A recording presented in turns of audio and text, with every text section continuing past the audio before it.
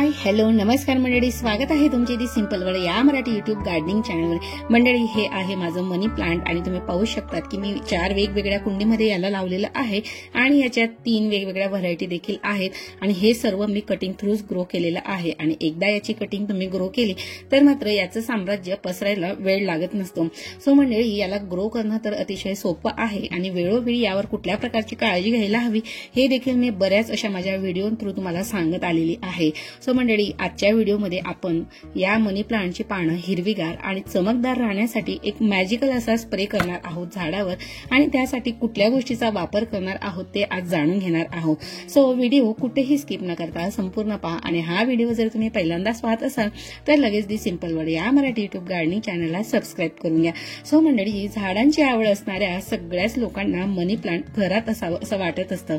मनी प्लांटचा वापर आजकालच्या होम इंटेरियरमध्ये देखील खूप मोठ्या प्रमाणात केला जातो आणि हे दिसायलाही खूप छान प्रकारे दिसत असतं। हिरवी पानं, त्यानंतर त्याची लांबच लांब अशी देठ, डोळ्यांनाही ह्या सर्व गोष्टी आपल्याला आराम देत असतात।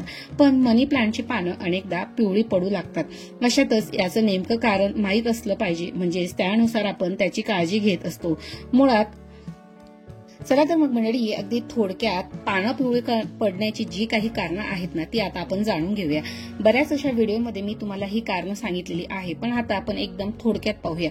मुळात मनी प्लांटला वाढीसाठी पाण्याची गरज असतेच, पण जर तुम्ही याला जास्त पाणी टाकत असाल तर याची पानं पिवळी पडू लागतात। पाणी कमी मिळालं तरी सुद्धा याची पानं ही पिवळी पडत असतात। जर मातीमध्ये नायट्रोजनची कमतरता असेल तरी ही पानं पिवळी पडतात आणि यावर नेहमीच मिलीबग्स किंवा कुठल्याही व्हायरसचा अटॅक जर झालं तर त्याने देखील म्हणजेच कीटकांमुळे ही पानांची पिवळी पडण्याची समस्याही तयार होत असते। तसंच रोपाला जर पुरेसा सूर्यप्रकाश मिळत नसेल तरी देखील हे पानं पिवळी करून ते सिग्नल देत असतात। सो अशी ओव्हरऑल छोटी छोटी अशी जी कारणं आहेत ज्याने मनी प्लांटची पानं ही पिवळी पडत असतात। सो यातलं नेमकं कारण कुठलं आहे ते तुम्ही शोधू शकतात आणि त्यानुसार त्यावर तुम्ही रेमेडी करू शकता। आणि झालंच तर नायट्रोजनची कमतरता आपल्याला कशी भरून काढता येईल, सो त्यासाठी आपलं अगदी होममेड इझिली नायट्रोजनची कमतरता भरून काढण्यासाठी आपलं घरगुती असं चहा पावडर तुम्ही या ठिकाणी वापर करू शकता। सो मंडळी, जर तुम्ही फ्रेश असं चहा पावडर वापरत असणार सो तुम्ही एका कुंडीला 1 चमचा एवढं प्रमाण यासाठी व्यवस्थित आहे। आणि जर वापरलेली चहा पावडर जर तुम्हाला कुंडीत वापरायची असेल तर त्यासाठी तुम्हाला मात्र जी काही चहा पावडर वापरणार आहे ती मात्र स्वच्छ धुवून तिला वाळून त्यानंतरच तिचा वापर तुम्ही कुंडीत करू शकता। सो त्यासाठी तुम्हाला त्याचं प्रमाण हे एका कुंडीसाठी 2 चमचे घेणं गरजेचं आहे। आणि जर तुम्ही ती चहा पावडर व्यवस्थित प्रकारे जर धुतली नाही किंवा वाळवली नाही तर मात्र त्याचे साईड इफेक्ट म्हणजे कुंडीतील मातीमध्ये बुरशी निर्माण होण्यास देखील त्याने मदत होत असते। तर शक्य झाल्यास फ्रेश चहा पावडरचाच वापर करावा। सो मंडळी, मनी प्लांटला आठवड्यातून 1 किंवा 2 वेळा पाणी द्या। माती ही पूर्णपणे वाळू देऊ नका, याची काळजी मात्र नेहमी घेत राहा।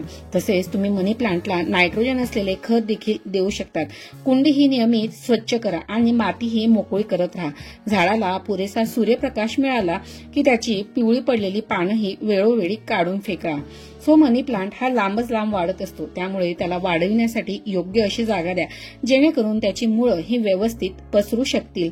आणि मनी प्लांट घरात ठेवत असाल तर अशा ठिकाणी ठेवा जिथे जास्त तापमानही असू नये किंवा तापमान हे कमी देखील असू नये।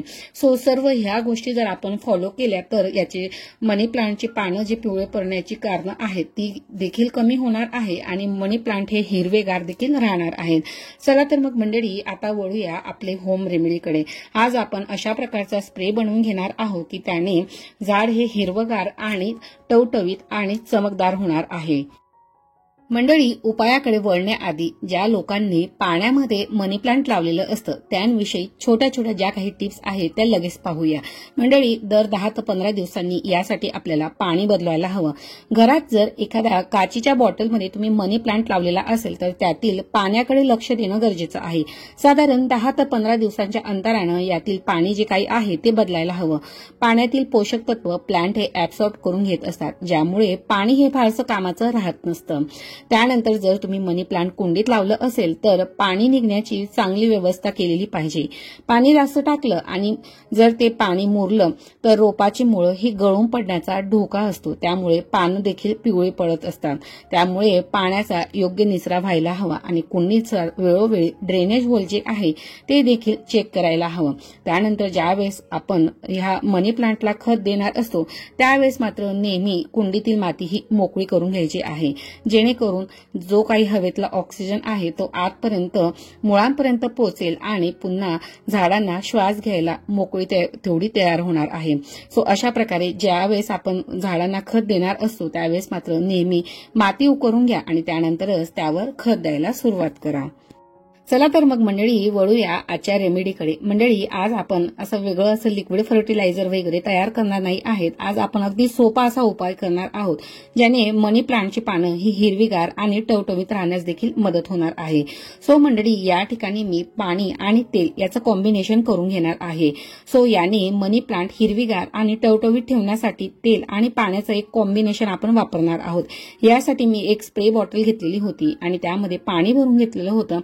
त्यानंतर त्यात एक मोठा चमचा खोबऱ्याचं तेल मी त्या मिश्रणामध्ये टाकून घेतलं आणि व्यवस्थित ती बॉटल जी आहे ती शेक करून घेतलेली होती आणि त्यानंतर तयार झालेला जो काही स्प्रे होता तो मी अशा प्रकारे रोपांवर स्प्रे करून घेतलेला होता।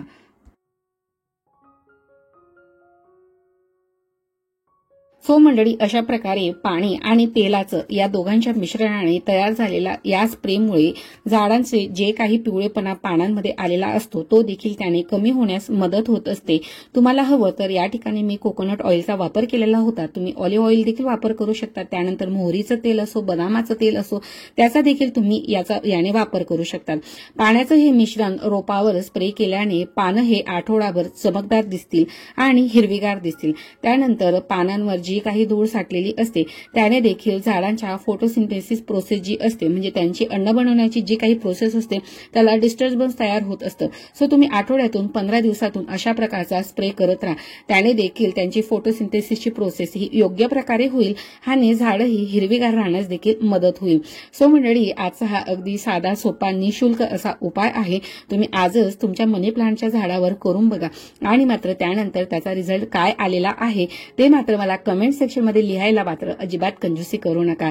सो मंडळी आजचा हा व्हिडिओ आणि व्हिडिओमध्ये सांगितलेली जी काही माहिती होती ती तुम्हाला थोडी जरी हेल्पफुल ठरली असेल ना तर नक्कीच व्हिडिओला एक लाईक आणि कमेंट करायला मात्र अजिबात कंजूसी करू नका। आणि अजूनही जर तुम्ही दी सिंपल वर्ड या मराठी युट्यूब गार्डनिंग चॅनलला सबस्क्राईब केलं नसेल तर वाट कसली पाहत आहे, लगेच सबस्क्राईब बटन प्रेस करून त्यासमोरील बेल आयकॉन प्रेस करून त्यासमोरील ऑलचं ऑप्शन सिलेक्ट करा, जेणेकरून येणाऱ्या पुढच्या व्हिडिओचं नोटिफिकेशन तुम्हाला येईल आणि तुम्ही माझा गार्डनिंगचा कुठलाही व्हिडिओ मिस करणार नाही। कारण की असेच नवनवीन आणि महत्त्वपूर्ण होम रेमेडीजचे गार्डनिंगचे व्हिडिओ मी तुमच्यासाठी घेऊन येत असते। चला तर मग मंडळी भेटूया पुन्हा एका नवीन आणि माहितीपूर्वक व्हिडिओमध्ये। तोपर्यंत मात्र चॅनलवर असलेल्या बाकी व्हिडिओंचा देखील आनंद घ्या आणि ही रेमेडी तुमच्या मनी प्लांटवर ट्राय केल्यानंतर त्याचा रिझल्ट कसा आलेला आहे ते लिहायला मात्र अजिबात विसरू नका। भेटूया पुन्हा एका नवीन आणि माहितीपूर्वक व्हिडिओमध्ये। तोपर्यंत मात्र take care and bye, happy gardening.